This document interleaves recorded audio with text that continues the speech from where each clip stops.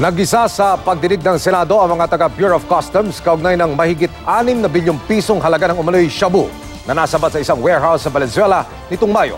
Samantala, sa pagpapatuloy ng kampanya kontra droga, nasa 1.5 million pesos na halaga ng hinihinalang shabu ang na-recover sa Coronadal City. May report si John Consulta.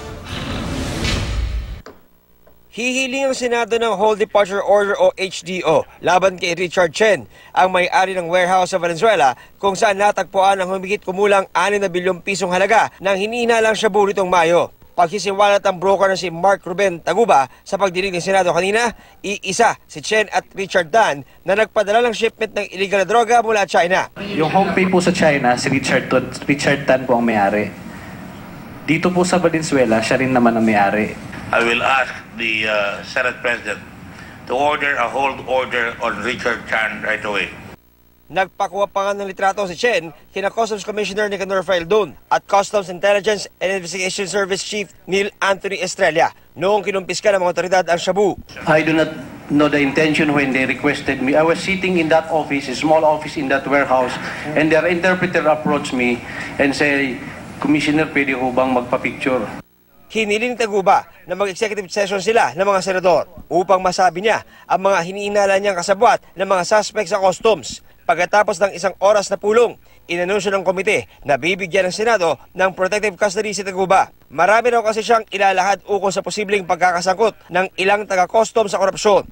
Hindi naman sumipot sa pagdinig si Customs Risk Management Office Chief Laribert Hilario. Siya raw ang hindi nagpasok sa sistema ng impormasyon ukol sa importer na EMT trading. Kaya dumaan ang shipment ng droga sa Green Lane, kung saan hindi mahigpit ang inspeksyon. Ayon kay Faildon, hindi nila mahagilap ang suspendidong si Hilario. Kalaunan, lumabas na nasa pangangalaga pala ng kamera si Hilario at inaasang haharap sa pagdinig ng Committee on Dangerous Drugs bukas sa parehong issue. Tuloy-tuloy pa rin ang operasyon kontra droga ng gobyerno. Hindi bababa sa 1.2 milyong piso ng hinihinalang shabu ang nakumpiska ng mga otoridad mula sa 4 na bahay sa Coronadal City. 9 na nakatira sa mga bahay ang naaresto sa operasyon. Ayon sa pulisya, supplier ng droga sa mga karatig bayan ang mga naaresto. Hindi naman nagbigay ng pahayag ang mga naaresto kung totoo ang mga aligasyon sa kanila. Sa gitna naman ng mainit na kampanya kontra droga ng pulisya, ikinababahala ng Internal Affairs Service ng PNP ang pagtaas ng kaso ng mga napapatay na suspect habang nasa kustudiya ng pulisya. Kapag nasa custody na po, ma'am, it means na yung suspect, ma'am, has already been restrained sa kanyang movement at saka to stop him from escaping or even doing acts that are unlawful. Ayon sa PNP, ipag-uubayan na lang daw nila sa IAS ang investigasyon sa mga kasong ito. Ang tinitingnan lang po namin, ma'am, on its face based dun sa mga evidence gathered.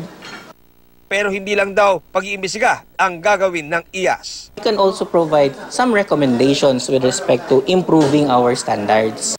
John Consulta, GMA News.